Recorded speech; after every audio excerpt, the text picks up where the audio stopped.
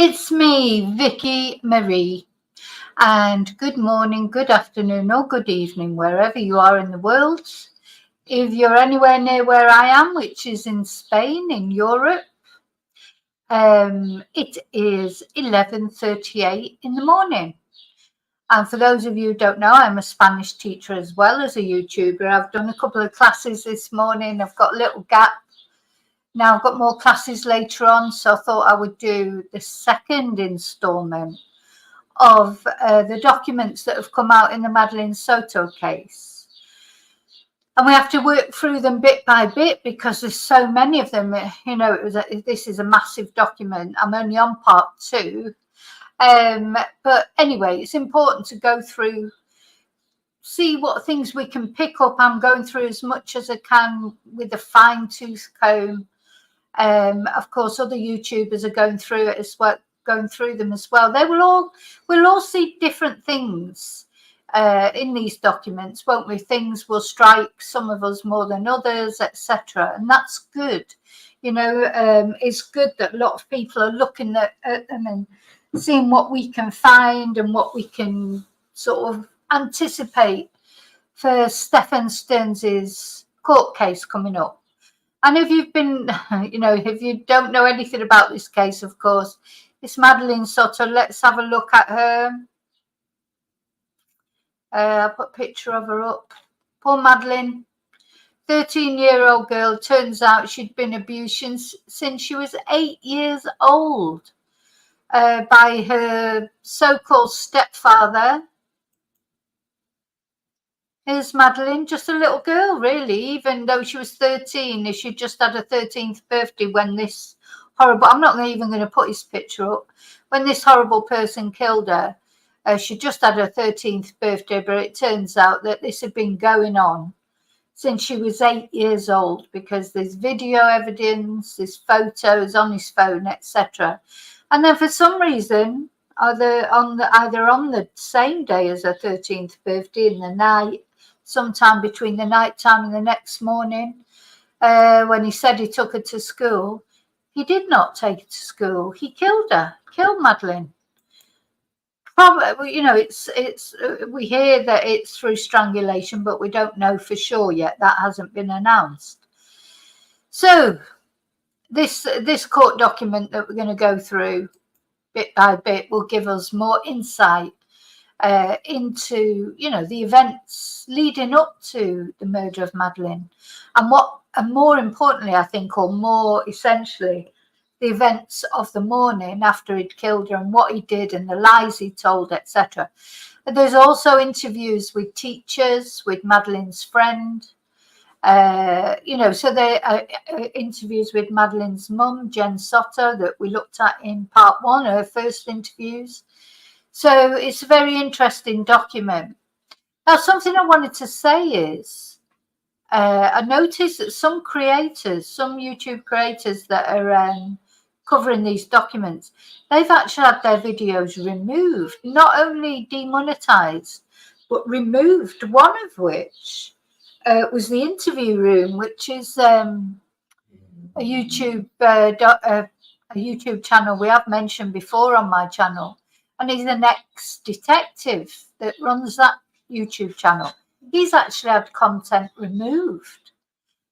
So, and I know that Grizzly and some of the other creators, quite a few, have also had content removed.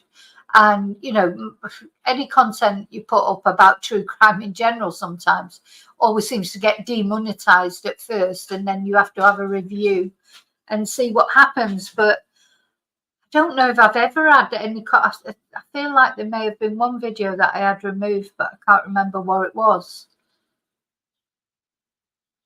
Oh no, I've never had a video removed. I've had a thumbnail removed that was too graphic.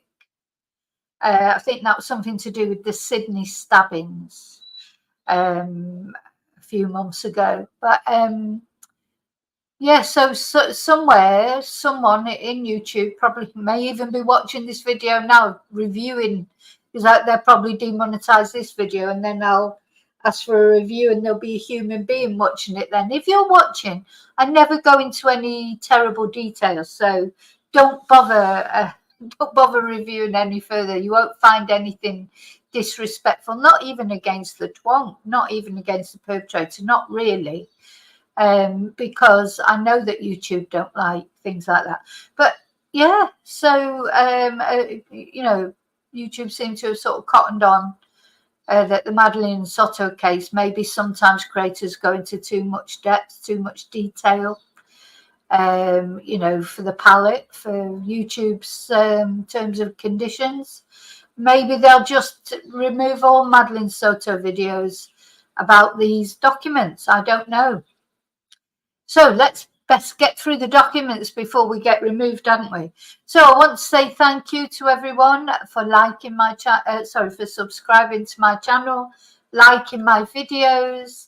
Thank you to those of you who are members, and those of you who've sent me a coffee, bought me a coffee or sent me a super sticker, sent me an email, left a nice comment, who are in the chat today, but not only the ones that are in the chat, but you that are watching at home.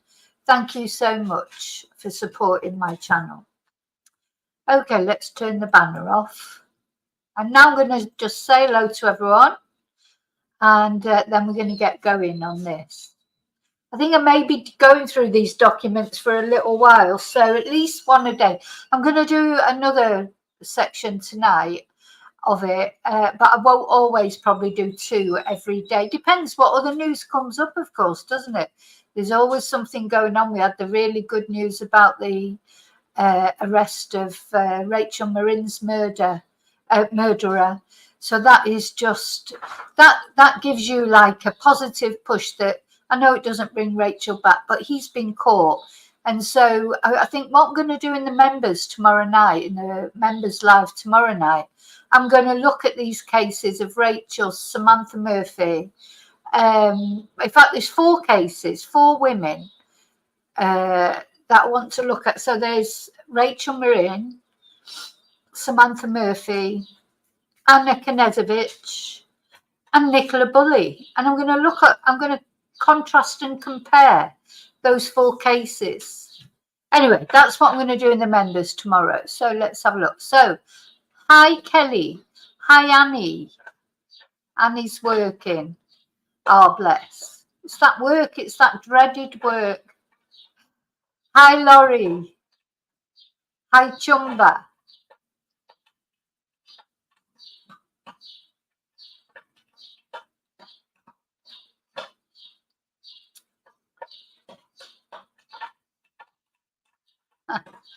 I haven't got a hangover, Laurie, even though England did win, didn't they? But no, I haven't got a hangover, actually. I didn't drink that much. I think I need to save that till we get a bit further on. It wasn't the best performance I've ever seen from an England team, but we won. And that at the end of the day, that's all that matters. So many times I've watched England play, and we've played brilliantly, and we haven't won. I'm just happy that we won.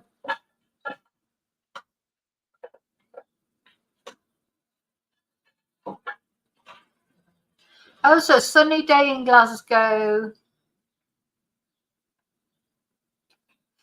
There's always lots of trouble with fans as far as the English fans are concerned anyway. Always problems.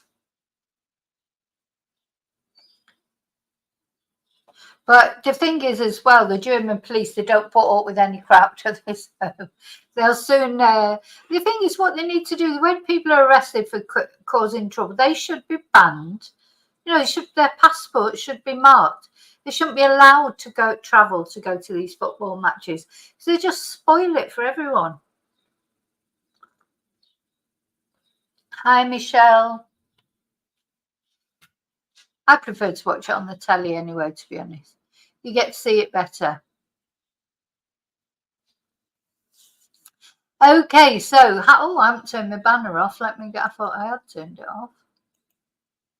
Let's get on with this. So yesterday, or in the last, I should say, because I want to imagine that some people will be watching this, not knowing it was yesterday that I did the first one.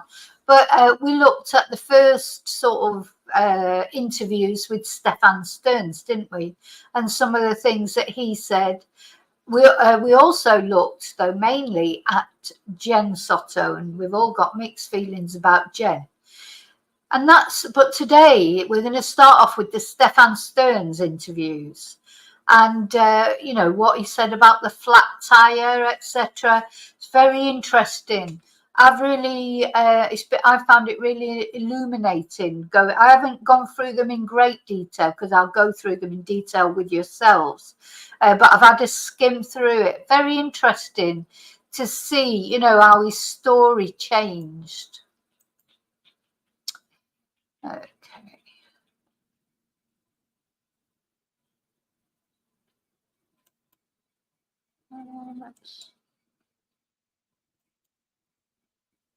I think it's this one.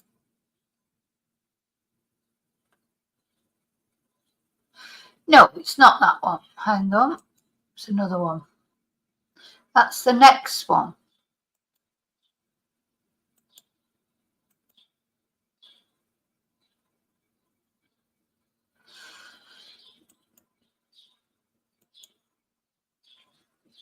Yeah, so this is where we were. Just let me make sure that you can all see it. I think you can all see it okay. Yeah, I'm down there in the corner. Okay, let's go. So these are the Stefan Stearns, interviews of Stefan Stearns. Interview 1 on the 27th of February at 12:05 hours. I wonder how Stefan slept on the 26th of February after the day he'd had disposing of Madeline's belongings and Madeline's body. Wonder how he slept, you know, knowing that by then she'll have been reported missing. I bet he didn't sleep much. I hope he hasn't slept much since, to be honest. So Stefan lives in the home with that'll be with Jen and Madeline. However, he splits his time between this home and the home of his parents in Northport, Florida. Stefan stated he splits his time due to his parents needing help with their daily care due to being elderly. Stefan arrived at the home this time on Saturday, February the 24th, or Sunday, February the 25th. So, yeah, he couldn't remember whether he arrived there on Saturday or Sunday. That's the first, mad thing to me. Only 2 or 3 days have passed. This interview is given on the Tuesday, and he cannot remember whether he went to Jen's house on the Saturday or the Sunday.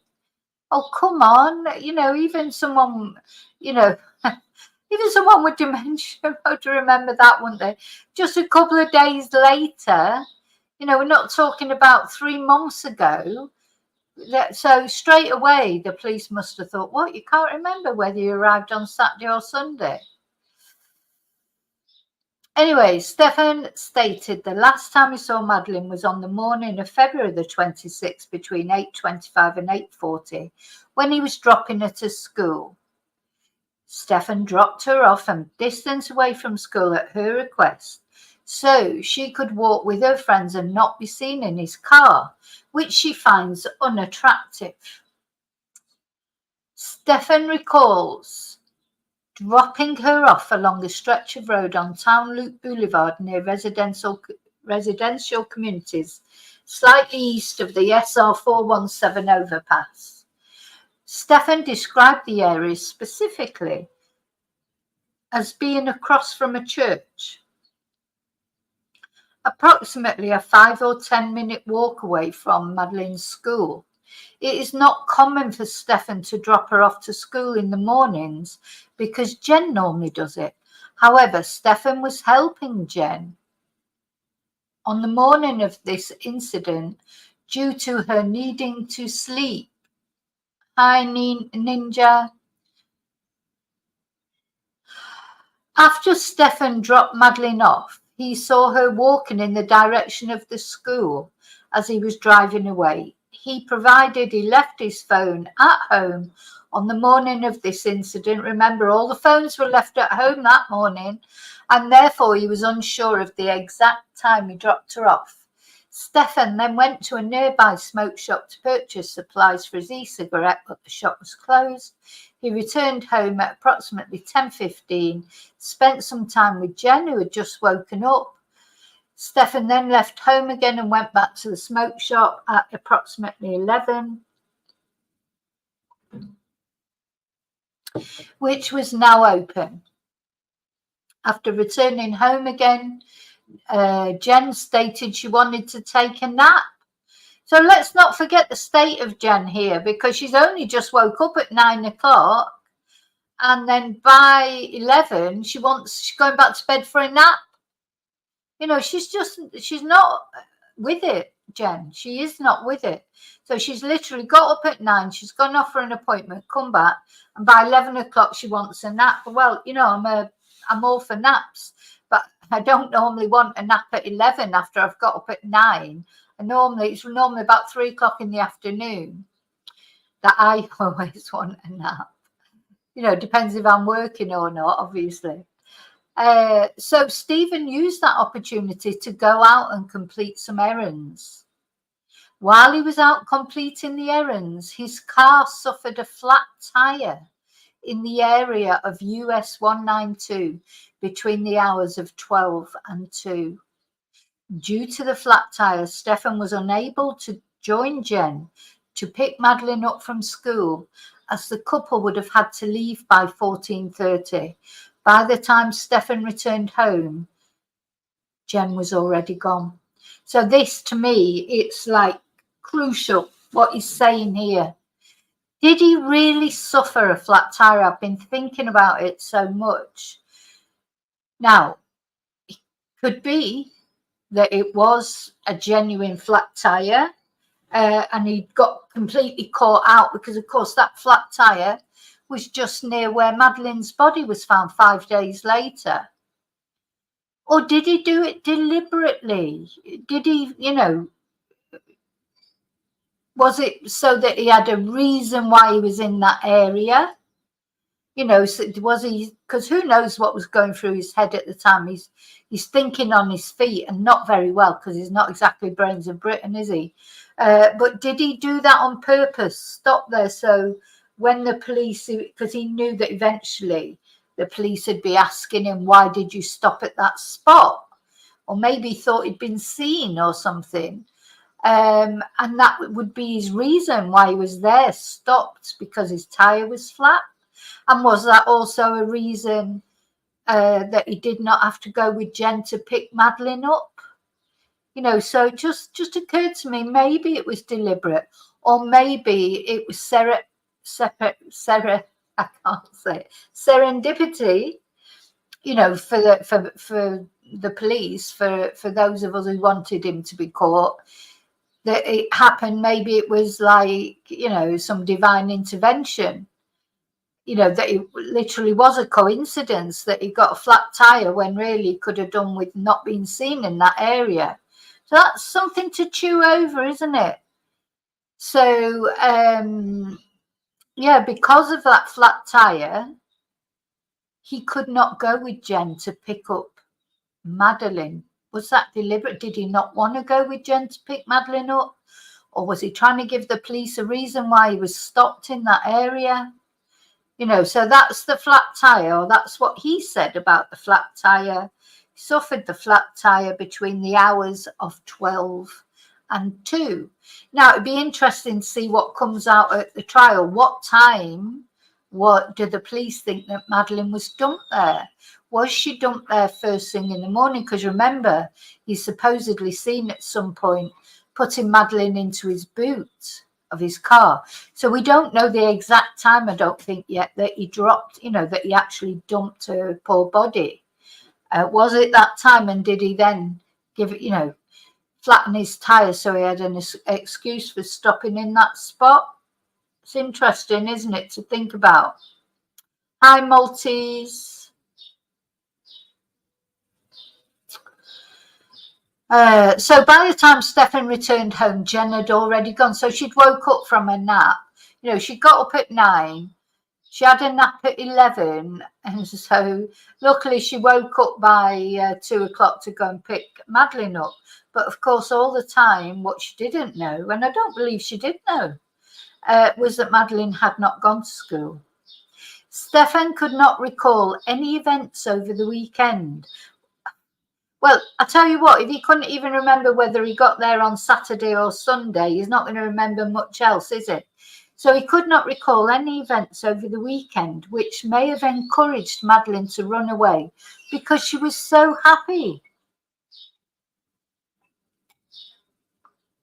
And she was specifically happy that she, Jen, and Stefan were together.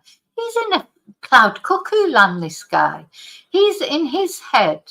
He's having this love affair with Madeline where Madeline loves him. She was so happy. She was so very happy that he was coming home for the weekend. According to him, I wonder what Madeline, gosh, I wish I could speak to Madeline. I don't expect she was very happy. On the night of Sunday, February the 25th, Madeline was still very excited from her birthday party. She slept in the guest bedroom upstairs with Stefan at approximately 2300 hours. So this is where, you know, this is where it's difficult to forgive Jen, isn't it? For, you know, telling them to go and sleep together in the guest bedroom so she can get to sleep. Stefan and Madeline woke up in the morning. Well, did they though? Did Madeline wake up in the morning? I personally don't think that Madeline woke up in the morning. At approximately 7 a.m. Stefan saw her in her bedroom as she was getting ready. Oh no, saw Jen in her bedroom as she was getting ready to leave. Stefan and Madeline left the room between 7:30 and 7:45. When they arrived at their drop-off location, Stefan asked Madeline if she wanted him to wait there with her due to how early they arrived. However, she stated she did not want him to wait with her, but rather she wished to walk with her friends. Stefan could not recall any arguments between Madeline and the family or any trouble she has been in recently, although Madeline can become agitated due to her hormones at times. Yes, of course, it's all the fault of the hormones, isn't it? Nothing to do with the fact she'd been abused since she was 8 years old. It's hormones, it's the periods, you know, it's time of the month. Poor Stefan having to deal with 2 women like that, you know, at the same time of the month. How awful. Okay. Just, oh God, you just want to tell this guy what you think of him. So she is diagnosed with ADHD and she's very forgetful. And on the morning of the incident, she forgot her phone at home in her bedroom, which is not uncommon. So was it his hormones why he forgot his phone? Because don't forget, he forgot his phone as well. Maybe that was his hormones, eh? So Stefan swore that the statements he provided in this interview were true, and this interview was audio recorded. So then we've got interview 2 on the 27th, the same day, but this time at 11 o'clock. So what they've probably done is dragged him out at night to try and make him more vulnerable to interviewing. While at the home later in the day, I spoke with Stefan again. It was at his home. I asked Stefan which stores he went to when he was out completing errands before he suffered a flat tire between 12 and 2. Stefan stated he went to a Target and he was also in the vicinity of a game shop called House Rules, located near the intersection of US 192 and Oak Street in Kissimmee, Florida. Stefan could not provide any other stores he went to. Stefan stated he never went to, what's that? Never went where? Can't see what that is. He never went to house rules because of the flat tyre. And he also could not recall exactly where he got the flat tyre. And he was only able to describe the area as US 192 in Kissimmee, Florida. This conversation was not audio recorded. So now he can't recall exactly where he got the flat tyre. This is just what makes me wonder about this flat tyre. Was it deliberate, just so that he could explain why he was in the area? Anyway, then on the 27th of February, is that the same day then? So interview 2 at 13:12 hours. Anyway. Oh, so this is the interview of the grandmother now that we're going to look at. So she identifies herself as the maternal grandmother. The last time she saw Madeline was the night of February the 25th at her home, located at where Madeline's birthday party was held. It's not uncommon for Madeline to sometimes walk from the grandma's office, and so it's not uncommon for Madeline to sometimes walk from school to the grandma's office. So on February the 26th, Jen called the grandma and asked if Madeline had walked to their house. The grandma stated that Madeline was taken to school by Stefan. So the whole family's got this same story, whom she knows as Jen's ex-boyfriend. She believed that Jen and Stefan broke up in December when he moved out of the home. That's interesting, isn't it? So the grandma's impression is it is her ex-boyfriend. And of course, that makes it even worse that Jen would encourage them to sleep together. This is not even her boyfriend anymore. Stefan possibly came to the home for Madeline's birthday. But he didn't go to the birthday party, did he? Stefan has taken Madeline to school in the past and stated he dropped her off at a nearby apartment complex named Urbana. Now, don't forget, Stefan himself said he'd only dropped Madeline off at school 2 or 3 times. Madeline has never run away from school in the past. Approximately a year ago, there was an incident where Madeline was upset due to having an argument with her mother, and she called her grandma. At that time, Madeline explained she was walking around the neighborhood due to being angry. However, she soon went back home after being told to do so by her grandma. Now, you know, that's it. These arguments in every family. It's not unusual to be an argument of a teenage girl. Anyway, though the grandma did not have any articulable concerns for Stefan or Madeline, she stated that she does not like Stefan. Now, does that mean the grandma does not like Stefan, or that she thought Madeline did not like Stefan? So too late now. They've been together for years. Anyway.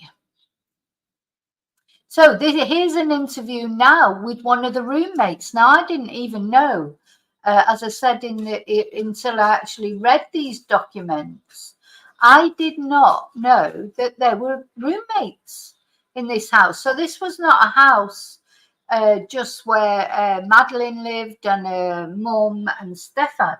There were roommates. So this interview now is with one of the roommates, whoever identified herself as Jen's roommate. She and her 15-year-old son have a room in the home. Yeah, we didn't know this before. Well, I certainly didn't know this before. They last saw Madeline on the afternoon of Sunday, February the 25th at approximately 12:30. They did not see her return to the home because she was already in bed by 9:15. So this roommate saw Madeline at 12:30 before her birthday party, but didn't see her return home because she was already in bed by 9:15. Sounds a bit like me, that. Further, she did not see Madeline leaving the home, the following morning, as she always leaves by 7:45. Stefan was staying in the home for approximately 6 months. However, he moved out of the home 3 to 4 months prior. So I think we can gather that he did move out in December because all those statements, including Stefan's and Jen's, etc., and this roommate seemed to agree that he moved out round about December time. Stefan and Jan broke up, but still agreed to live with one another until he left. Stefan and Jan have been together for 5 or 6 years. I thought they'd been together longer. Oh no, that'd be about right. This person, this roommate that we don't know the name of, did not see Stefan at all until the afternoon of Monday, February the 26th. And she does not believe he arrived at the home until the night of February the 25th. So she can remember when she saw Stefan and when she thinks he arrived there, but Stefan himself cannot remember when he arrived there, apparently. So this person did not share any concerns about activities in the home. However, she did share that Madeline sometimes has trouble regulating her emotions. Yeah, I expect Madeline was on the verge of tears most of the time. After everything she'd been going through since she was 8 years old, I expect she was an emotional wreck. Anyway, another interview. This is with a science teacher at the school. So this is the interview of the science teacher on the 29th of February at 13:18 hours. So this person identified herself as a science teacher at the school, and she is familiar with Madeline as she is a student in one of her classes. She's been the student of this science teacher for approximately 6 months. In class, Madeline is typically quiet, reserved, and often loses focus. Yeah, I'm not surprised. Madeline frequently states she is not feeling well and has to go to the school nurse. Bless her. If only she could have told somebody would, this is what really, the whole case is horrible, but it really upsets me that Madeline, she wasn't isolated. She had her grandma around her. She had her extended family around her. She had her dad who, he said they had a great relationship, but it turns out actually he hardly ever saw her. So she didn't feel that she could go to him. All these people around her, and there was no one that she could turn to. It's awful. Anyway, Madeline started the year in this person's 3rd period science class, but was recently moved into 6th period science due to issues in another class she was having. Although Madeline's grades have always been D's and F's, since moving into the new period at the beginning of the year, she has only turned in 1 or 2 assignments. Although Madeline is frequently withdrawn and silent, this teacher never attributed any of her behaviour to being sad or depressed, but rather explained it is common of students who struggle with learning to be slightly withdrawn. So this person saw the signs but didn't, it's difficult. I'm not saying it's not difficult. It's virtually impossible probably to see the signs, but there needs to be more attention on this. On January the 2nd, 2024, this teacher noticed that Madeline had been more tired since moving into her 6th period class, and so she sent a message to Jen to notify her. Jen responded that Madeline did not take her medication that day, and that was the reason for the behaviour. However, the teacher noted the tiredness extended beyond just that day. Madeline has never made any suicidal comments or threatened other students. This sort of ties back into the theory that some people have that maybe she was pregnant, because she would have been tired, wouldn't she? Or was it because Stefan, in these times, he wouldn't have been there. He hadn't been there, had he, for ages? Stefan hadn't been there for ages, so this time when she was tired, you know, I'm just thinking if he went in December, this was in January. Yeah, Stefan wasn't there anymore. So it could be that she was pregnant. That will come out. I mean, the thing is, it will come out at the trial. It'll have to. If Madeline is pregnant, surely that has to come out. Anyway, this teacher swore to the truth of the statement she provided, and this statement was audio recorded.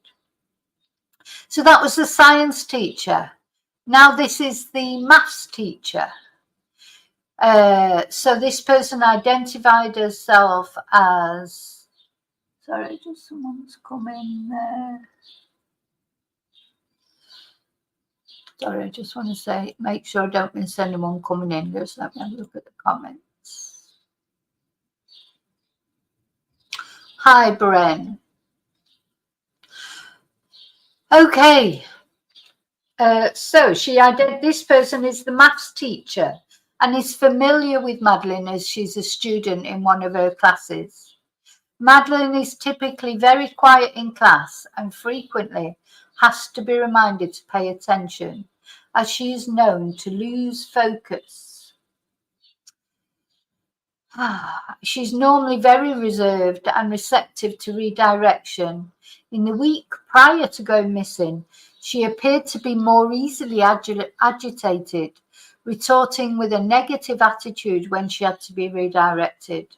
In the past, Madeline has expressed that she was upset and asked to be excused to see the school counsellor.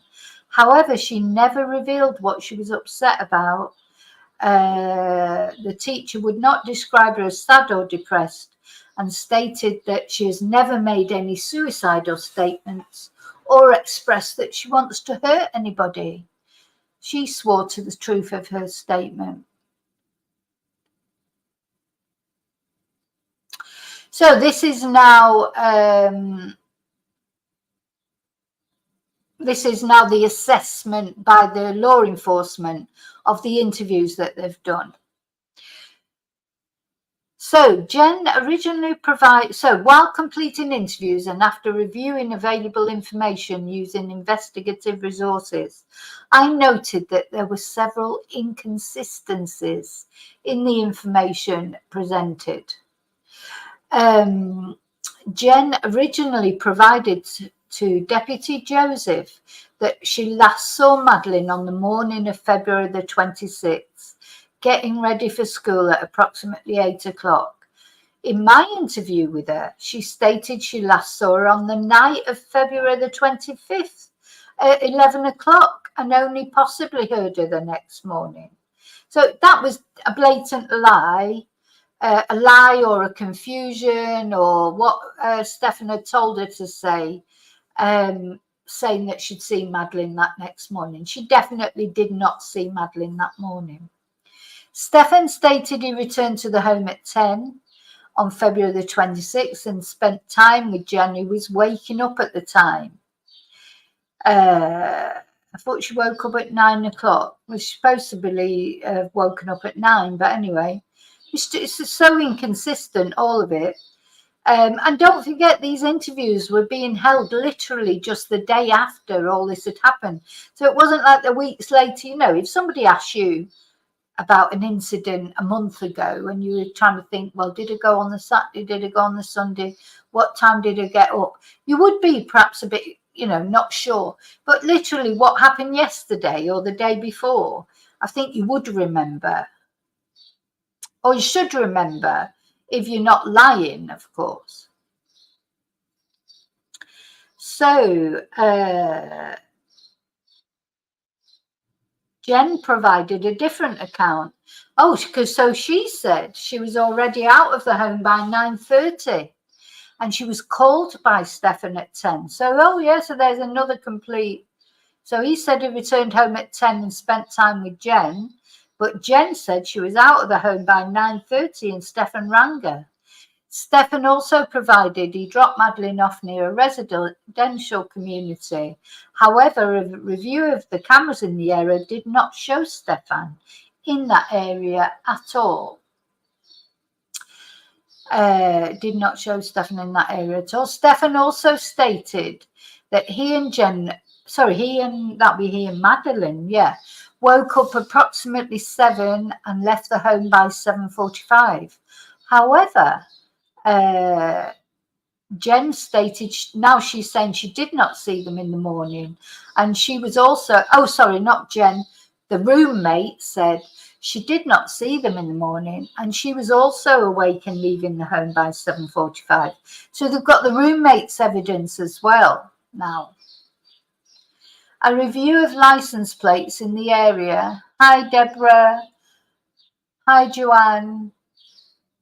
A review of license plates in the area also reveals Stefan was not in the area of the House Rules game store in Kissimmee in the hours he provided, but rather he was in the area of St. Cloud, far east of where he described his location to be.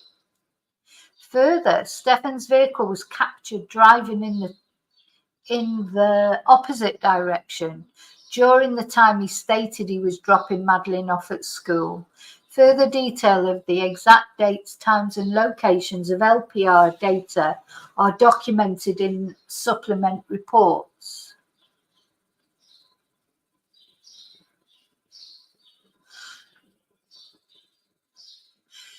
So, disposition. After completing initial investigative follow-up, it was determined suspicious circumstances existed around Madeline's disappearance. So this was very quick, wasn't it, when they realised there's more to this than meets the eye.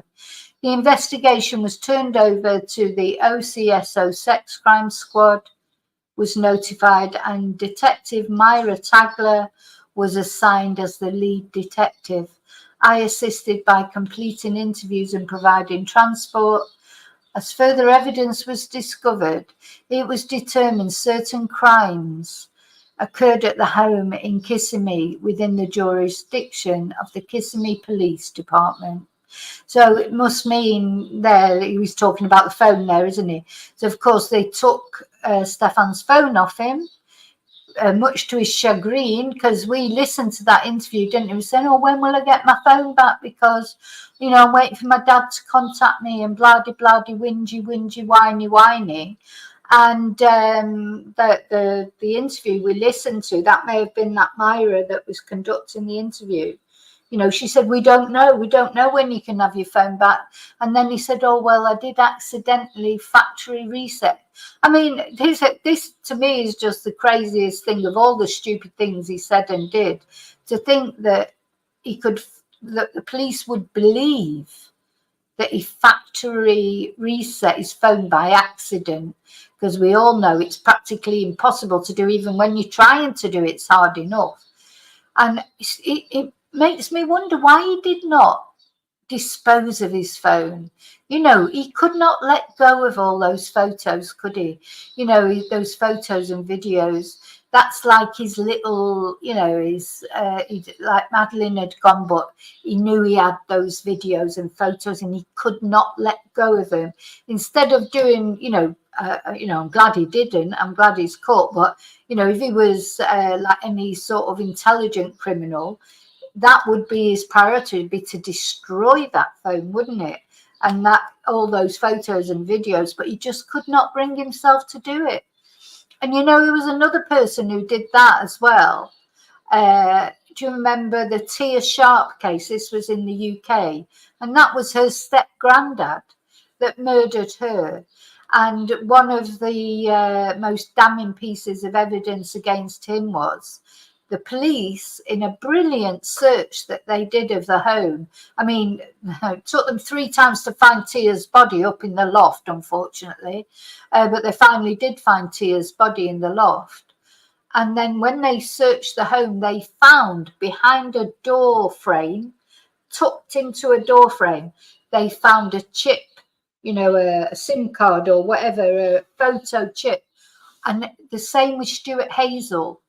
He could not bring himself to dispose of those photos. That was his trophy, even though Tia had died. Now, it's thought that that was the first time he had tried to abuse Tia. She was 12, I think. He hadn't been doing it for years, but he'd been developing an obsession with his granddaughter, his step-granddaughter. And so there were, you know, pictures. He'd taken photos of her, videos of her while she was asleep. He took photos of her after she was dead in various positions. But he could not bring himself to destroy that chip, even though he was free for quite a while before he was finally, you know, apprehended, and it was found it was him who did it. So they just can't let go, these perverts, can they? They just can't let go of the evidence, if you like, because it's like a trophy to them. He was hoping he could, you know, factory reset the phone, and, you know, maybe one day he'd be able to get these things back. Maybe he sent them to his Telegram account, because he was on his Telegram account, wasn't he? And that's difficult to trace. So who knows? But I think he would have found it. So instead of destroying his phone, he could have come up with any reason why he didn't have his phone, but he couldn't do that. Anyway, so after, where am I? So I've got distracted now.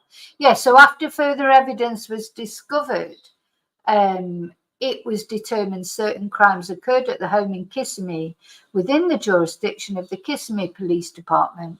I provided assistance, and the investigation was ultimately turned over to KPD.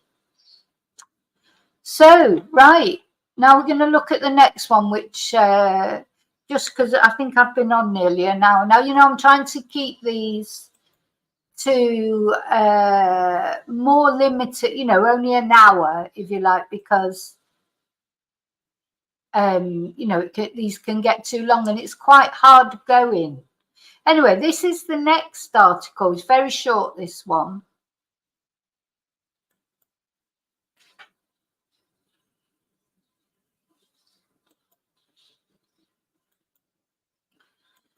Because there was, when they went and there was this yellow piece of material found.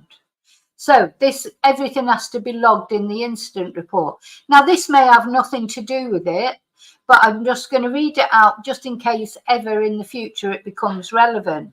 So on Wednesday, February the 22nd, it's funny that it's in the incident report. So does that mean it's definitely of some relevance? Or does that mean, say, they just put everything in the incident report? So on Wednesday, 27th of February, I, Detective Freeze, responded to the area of 5244 Los Palmas Vista Drive, Palm View Drive, that means in English, if you want to. So Palm View Drive, Palma Vista Drive. On my arrival, I made contact with Deputy Andrews, seeing things that aren't there now, who advised that pieces of an unknown article had been located near the pond that sits behind the residence and other homes in the neighbourhood. Photos of the item were taken by Deputy Andrews. Contact was made with the homeowner, Yolanda Nunez, who advised she did not recognise the article. The article is a soft cloth material which is yellow in colour. The item was ripped in 3 different places. This concludes my involvement in this case. So I don't know if that has anything to do with it. It's in the incident report, which makes you think that it must have something to do with it, if that makes sense. The rest of it is not, there's nothing else on there. Okay, and we're going to look at one more.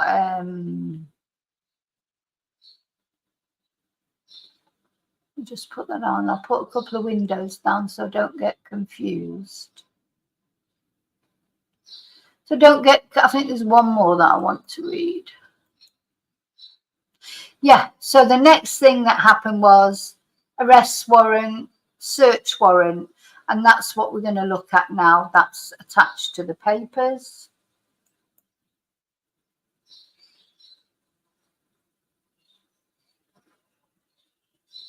Right, I just want to make a comment. I can see what Bren's saying there about spiritual mediums and things like that. We only deal with evidence on this channel, so no offense. I mean, you can say it and talk about it, it's no problem. But I just want to make it clear as far as I'm concerned. It's only evidence that matters. You know, whatever a spiritual medium says, you cannot bring that into a court of law. So this is an evidence-based channel. It's not a spiritualist channel.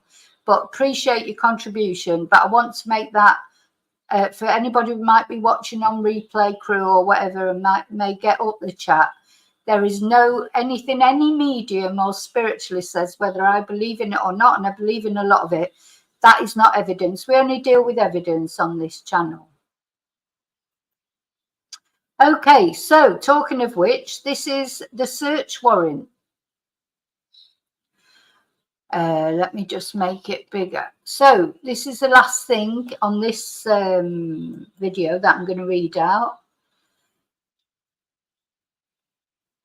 So this is the affirmation of a search warrant. It's been approved by Lieutenant Charles Denmark, and it affirms the emergency neighbour of the warrant as outlined below. So let's see. So it gives them the affidavit has probable cause. So to get search warrant, you need probable cause. You know, obviously you've got to justify to the judge that there's probable cause that this search warrant is justified. Even the police can't just go and get search warrant without any evidence, you know, they just can't. So it's all in the courts, it's all about the evidence. So for them to get a search warrant, I presume that was on the basis of, I don't know what the basis was. It may say it here. Items of value are, so basically what it's saying is that the application states under oath that the affiant has probable cause to believe that evidence, to wit, items of value are specified as weapons, including knives, blunt objects, firearms, ammunition for firearms, projectiles, casings, fingerprints, blood, hair, DNA, fibers, or other items of serology to include the clothing and or other items that could have come into contact with the victim or suspect at the time of the incident.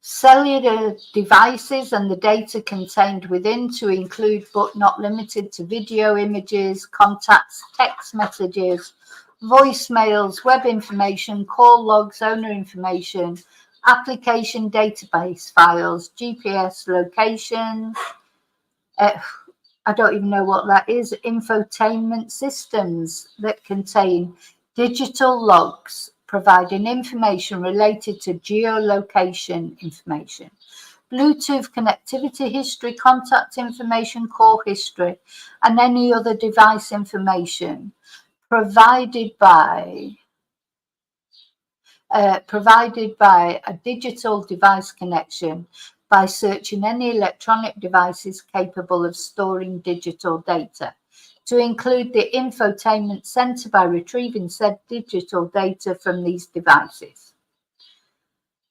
So, see, a lot of it's been redacted, but basically what they're looking for is certain property believed to be under the control of Stephen Stearns or persons unknown, and which property has or is located at the unique address and is particularly described and can be located as follows. And then they've redacted that information. So I'm not sure what that is.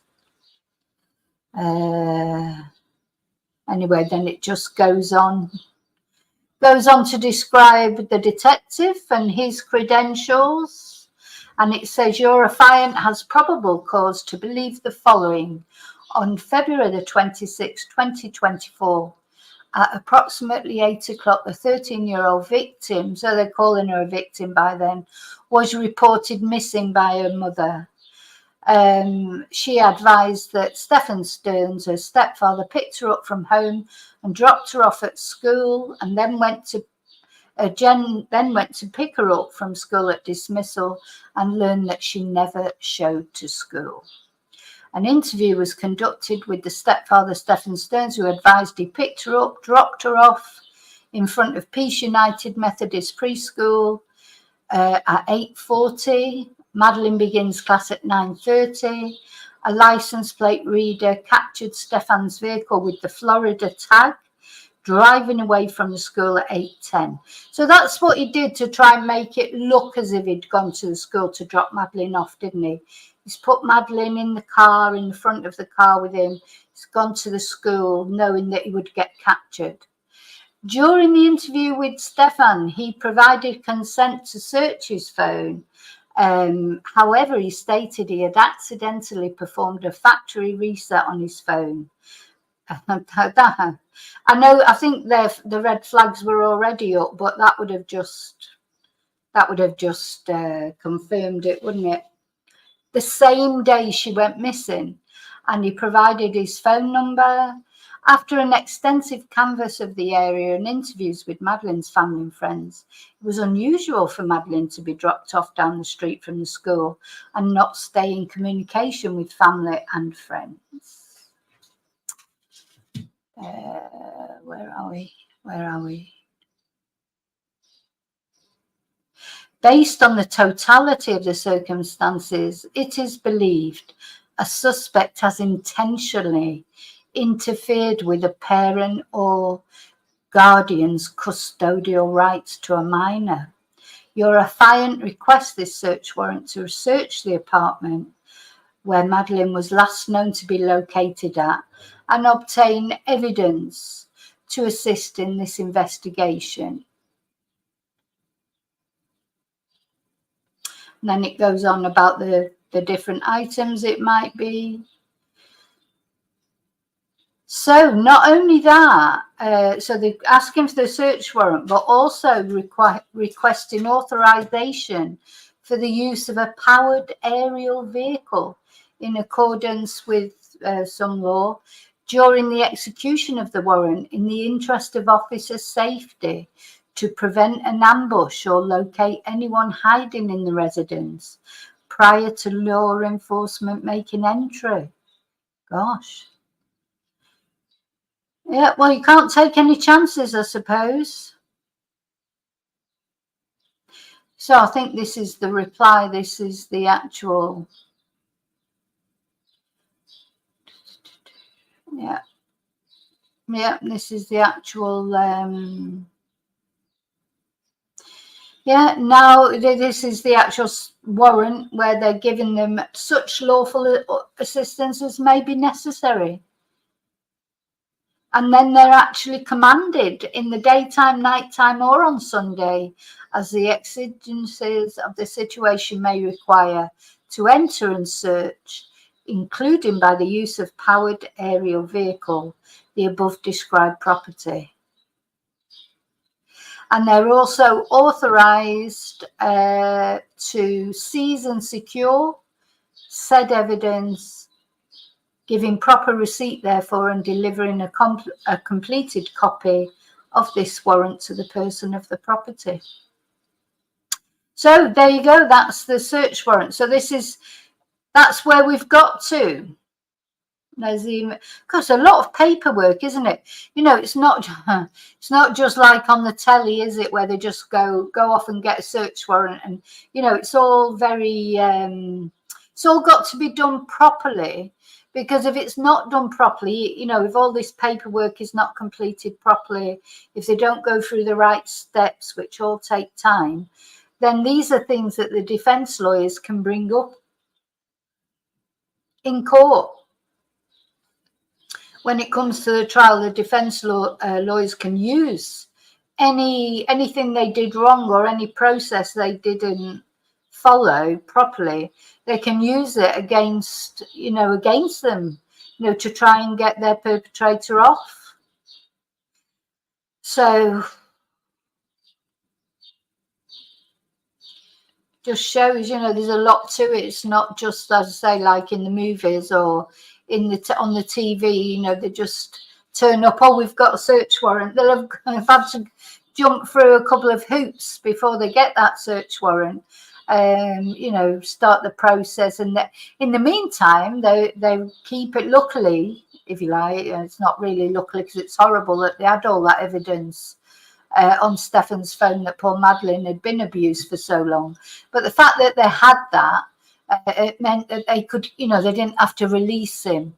I think that is something, they charged him with that pretty quick. Well, I think it was even before Madeline had been found. Madeline's body had not even been found. At least they could charge him. They didn't have to release him onto the streets, so that's good. Hi, David. David, I'm just finishing off now. I've just come to the end.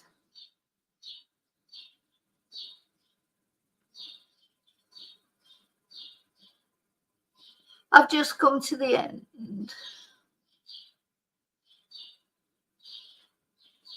Thank you, Bren, for understanding. As I say, you can, if you've seen something interesting that's been proven, that some spirit. It's not that I don't believe in mediums or spiritualists, I do, but it's just on the true crime channel. I like to deal with the evidence, really. That's all. But thanks for your contribution. It's interesting. It's all interesting, that stuff. Okay. Oh, poor David's just arrived. Look, David's harem is giving him a good welcome. So that's as far as we've got. I mean, there's so much more to come. So I'll be back tonight, probably around about 9 o'clock Spanish time this evening, and we'll go through the next phase, the next part of these papers. And I hope, I find them very interesting because I like the details. Some things you think, well, just you get lots of little things that you didn't realize before, and to see the discrepancy, in their stories, it's very interesting, isn't it?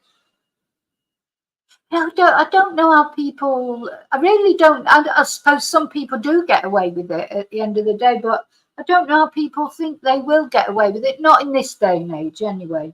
Years ago, the police didn't have the things at their disposal that they've got now, and even now it's difficult, isn't it? But because it's painstaking. But we've just seen in the Rachel Marin case, finding her murderer, how long it's taken, but they found him, and they found him by process, of following up leads, They've probably followed up hundreds of leads that led nowhere, but sooner or later they get lucky. And I thought, I've been watching the Rachel Marin press conference over and over again because it's just so good to see that the sheriff just looks so happy, that this has finally been solved, as we all were. But that final lead, you may have missed it in the press conference. I certainly did.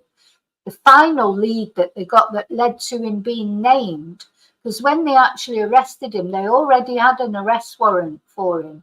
And then he was arrested on a total, he was caught on a different thing, and then his DNA was traced. But the police already had an arrest warrant for him, but they didn't know where he was.